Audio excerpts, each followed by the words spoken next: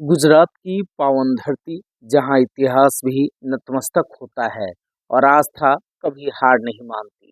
प्रधानमंत्री नरेंद्र मोदी ने सोमनाथ की उसी धरती पर शौर्य यात्रा में हिस्सा लिया, जहां कभी धर्म की रक्षा करते हुए वीरों ने अपने प्राण न्योछावर कर दिए थे। लेकिन इस शौर्य यात्रा ने 1000 साल पुराने एक ऐतिहासिक सवाल को फिर से जगा दिया। आखिर सोमनाथ से कितनी दौलत लूटी गई थी और आज उसकी कीमत क्या होती? भगवान शिव के 12 ज्योतिर्लिंगों में प्रथम स्थान रखने वाला सोमनाथ मंदिर कभी दुनिया के सबसे समृद्ध धार्मिक स्थलों में गिना जाता था। इतिहास गवाह है, साल 1025 से 26 ईस्वी में विदेशी आक्रांता महमूद गजनवी ने सोमनाथ पर हमला किया। इतिहासकारों के अनुसार यह सिर्फ हमला नहीं था, यह आस्था, संस्कृति और स्वाभिमान पर सीधा प्रहार था। कई फारसी और भारतीय इतिहास ग्रंथ बताते हैं कि सोमनाथ से करीब 20 मिलियन सोने के दीनार लूटे गए। विवरणों में यह आंकड़ा 100 मिलियन दीनार तक बताया जाता है। शोधकर्ताओं का अनुमान है कि सिर्फ मंदिर के खजाने से करीब 6 टन सोना लूटा गया था, जिसमें चांदी, रत्न और अनमोल आभूषण शामिल नहीं थे। इतना ही नहीं, 56 विशाल खंभे, हजारों स्वर्ण रजत मूर्तियां, लगभग 6765 किलो वजनी सोने की घंटियों की चेन और चंदन से बना मुख्य द्वार भी लूट कर ले जाया गया। अगर आज के भाव से देखें तो 6 टन सोने की कीमत करीब 84 अरब रुपये से भी ज्यादा बैठती है। सोमनाथ को बार बार तोड़ा गया, लूटा गया, लेकिन भारत की आत्मा को कोई कभी लूट नहीं पाया। सोमनाथ गिरा नहीं, सोमनाथ फिर खड़ा हुआ। प्रधानमंत्री नरेंद्र मोदी ने अपने संबोधन में साफ कहा, सोमनाथ को कब और किसने लूटा यह इतिहास जानता है, लेकिन यह भी जानता है कि सोमनाथ हर बार और भी भव्य बनकर लौटा। सोमनाथ की लूट सिर्फ सोने चांदी की कहानी नहीं, यह एक सभ्यता को मिटाने की कोशिश थी जो कभी सफल नहीं हुई। और अब सोमनाथ स्वाभिमान पर्व उसी अटूट आस्था, उसी शौर्य और उसी पुनर्जागरण का प्रतीक है।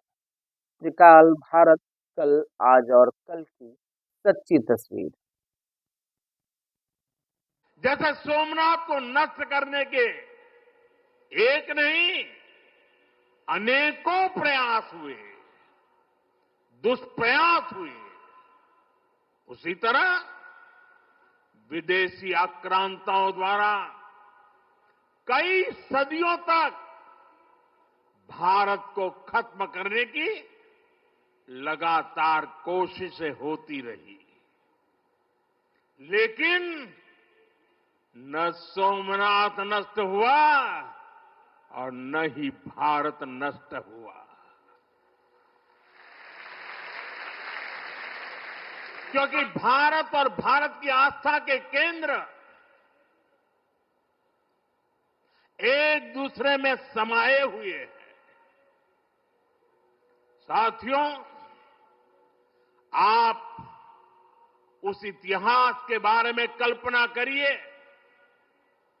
आज से 1000 साल पहले सन 1026 में सबसे पहले गजनी ने सोमनाथ मंदिर को तोड़ा। उसे लगा उसने सोमनाथ का वजूद मिटा दिया, लेकिन कुछ वर्षों के भीतर भीतर सोमनाथ का पुनर्निर्माण हो चुका था। 12वीं शताब्दी में राजा कुमारपाल ने मंदिर का भव्य जीर्णोद्धार करा दिया था, लेकिन 13वीं शताब्दी के अंत में अलाउद्दीन खिलजी ने सोमनाथ पर फिर आक्रमण का दुस्साहस कर दिया। कहते हैं जालोर के रावल ने खिमजी सेनाओं से जमकर लोहा लिया। इसके बाद 14वीं शताब्दी की शुरुआत में जूनागढ़ के राजा द्वारा फिर से सोमनाथ की प्रतिष्ठा संपन्न कर दी गई। 14वीं शताब्दी के आखिरी वर्षों में मुजफ्फर खान ने सोमनाथ पर फिर हमला किया। वो हमला भी नाकाम रहा। 15वीं शताब्दी में सुल्तान अहमद शाह ने सोमनाथ मंदिर को दूषित करने की कोशिश की और इसी शताब्दी में उसके पोते सुल्तान महमूद बेगड़ा ने सोमनाथ पर आक्रमण कर मंदिर को मस्जिद बनाने की कोशिश की। लेकिन महादेव के भक्तों के प्रयासों से मंदिर पुनः जीवंत हो उठा। 17वीं 18वीं शताब्दी में औरंगजेब का दौर आया। उसने सोमनाथ मंदिर को अपवित्र किया। सोमनाथ को फिर मस्जिद बनाने की कोशिश की। उसके बाद भी अहल्याबाई होलकर ने नए मंदिर की स्थापना कर सोमनाथ को एक बार फिर साकार कर दिया। यानी सोमनाथ का इतिहास विनाश और पराजय का इतिहास नहीं है। ये इतिहास विजय और पुनर्निर्माण का है। हमारे पूर्वजों के पराक्रम का है। हमारे पूर्वजों के त्याग और बलिदान का है। आतताई आते रहे। मजहबी आतंक के नए नए आक्रमण होते रहे, लेकिन हर युग में सोमनाथ पुनः पुनः स्थापित होता रहा। इतनी सदियों तक का संघर्ष, इतना लंबा प्रतिकार, इतना महान धैर्य, सृजन और पुनर्निर्माण का ऐसा जीवन, ये सामर्थ्य अपनी संस्कृति में ऐसा विश्वास और ऐसी आस्था दुनिया के इतिहास में ऐसा उदाहरण मिलना मुश्किल है।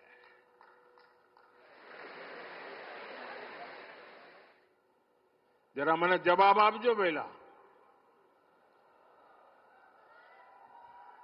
આપણે આપણા પૂર્વજોના પરાક્રમનું પુણ્ય સ્મરણ કરવું જોઈએ કે ના કરવું જોઈએ? આપણા પૂર્વજોએ કરેલા પરાક્રમમાંથી પ્રેરણા લેવી જોઈએ કે નહીં લેવી જોઈએ? એવો કોઈ દીકરો હોય, એવા કોઈ સંતાન હોય કે જે પોતાના પૂર્વજોને ભૂલવા માટેના નાટક કરે? भाइयों बहनों, जब गजनी से लेकर औरंगजेब तक तमाम आक्रांता सोमनाथ पर हमला कर रहे थे, तो उन्हें लग रहा था कि उनकी तलवार सनातन सोमनाथ को जीत रही है। वो मजहबी कट्टरपंथी ये नहीं समझ पाए कि जिस सोमनाथ को वो नष्ट करना चाहते हैं, उनके नाम में ही सोम अर्थात अमृत जुड़ा हुआ है। उसमें हलाहल को पीकर भी अमर रहने का विचार जुड़ा है। उसके भीतर सदा शिव महादेव के रूप में वो चैतन्य शक्ति प्रतिष्ठित है, जो कल्याण कारक भी है और प्रचंड तांडव शिव ये शक्ति का स्रोत भी है। भाइयों बहनों, सोमनाथ में विराजमान महादेव, उनका एक नाम मृत्युंजय भी है। मृत्युंजय जिसने मृत्यु को जीत लिया हो, जो स्वयं काल स्वरूप है। यतो जायते पाल्यते येन विश्वम तमीज भजे लियते यत्र विश्वम। अर्थात ये सृष्टि उन्हीं से उत्पन्न होती है, उन्हीं में लय हो जाती है। हम मानते हैं त्वमेको जगत व्यापको विश्व रूप, यानी शिव पूरे जगत में व्याप्त है। इसलिए इस हम कण कण कंकड़ कंकड़ में भी उस शंकर को देखते हैं। फिर कोई उन शंकर के कितने स्वरूपों को नष्ट कर सकता है? हम तो वो लोग हैं जो जीव में भी शिव को देखते हैं। उनसे हमारी आस्था को कोई कैसे डिगा सकता था? और साथियों, ये समय चक्र है कि सोमनाथ को ध्वस्त करने की मंशा लेकर आए मजहबी आतताई आज इतिहास के कुछ पन्नों में सिमट कर रह गए हैं। और सोमनाथ मंदिर उसी विशाल समंदर के किनारे गगनचुंबी धर्म ध्वजा को थामे खड़ा है। सोमनाथ का ये शिखर मानो उद्घोष कर रहा है, चंद्रशेखरम आश्रय मम किम करिष्यति वै यमः। अर्थात मैं चंद्रशेखर शिव पर आश्रित हूं, काल भी मेरा क्या कर लेगा। साथियों, सोमनाथ स्वाभिमान पर्व इतिहास के गौरव का पर्व तो है ही, ये कालातीत यात्रा को भविष्य के लिए जीवंत बनाने का माध्यम भी है। हमें इस अवसर को अपने अस्तित्व और पहचान को सशक्त करने के लिए उपयोग करना है। आप भी देखते हैं, अगर कहीं किसी देश के पास कुछ 100 साल पुरानी विरासत होती है, वो देश उसे अपनी पहचान बनाकर दुनिया के सामने प्रस्तुत करता है।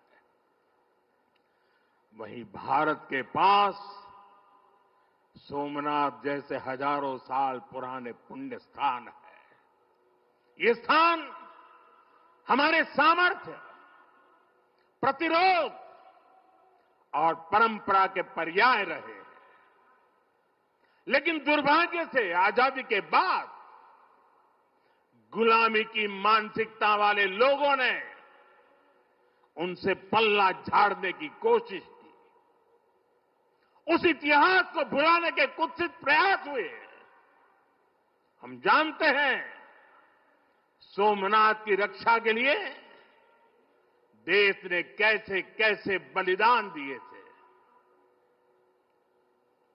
रावल कन्नड़े जैसे शासकों के प्रयास, वीर हमीर जी गोहिल का पराक्रम,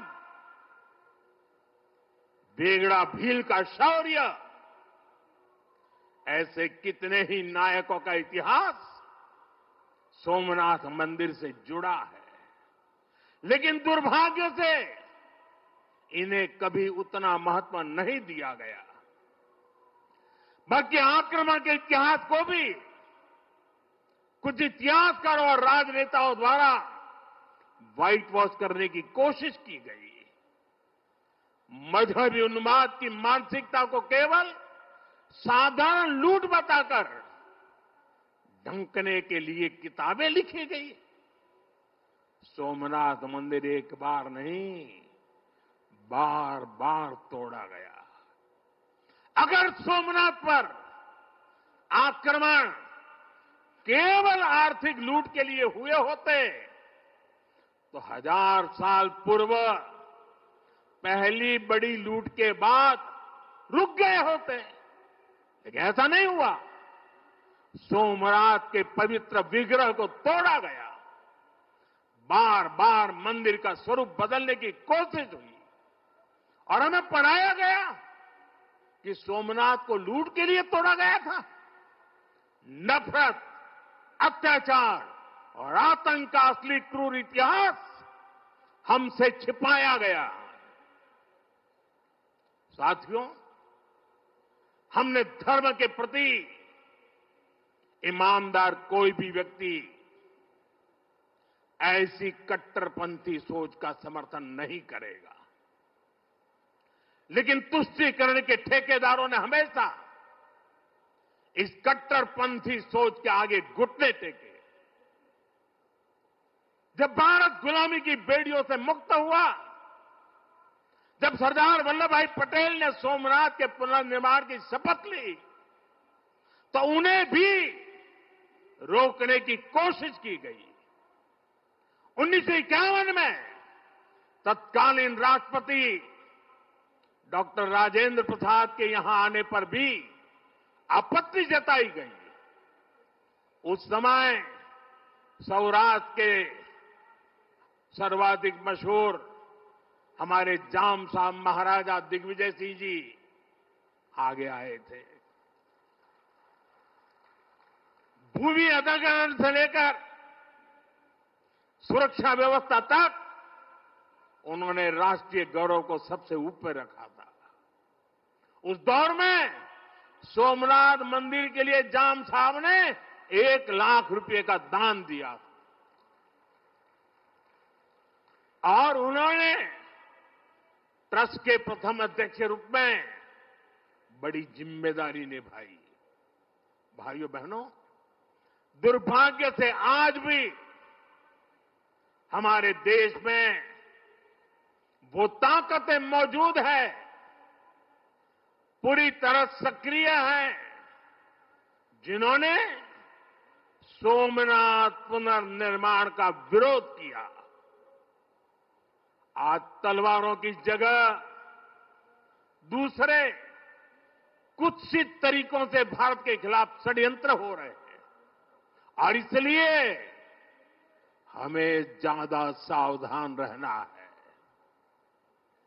हमें खुद को शक्तिशाली बनाना है, हमें एक रहना है, एकजुट रहना है, ऐसी हर ताकत को हराना है जो हमें बांटने की साजिश रच रही है।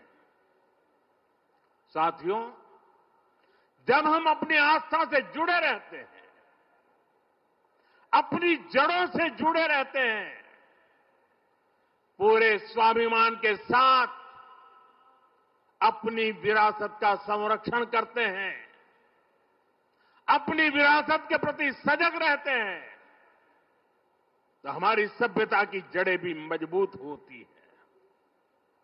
और इसलिए पिछले 1000 वर्षों की यात्रा हमें अगले 1000 वर्षों के लिए तैयार रहने की प्रेरणा देती है।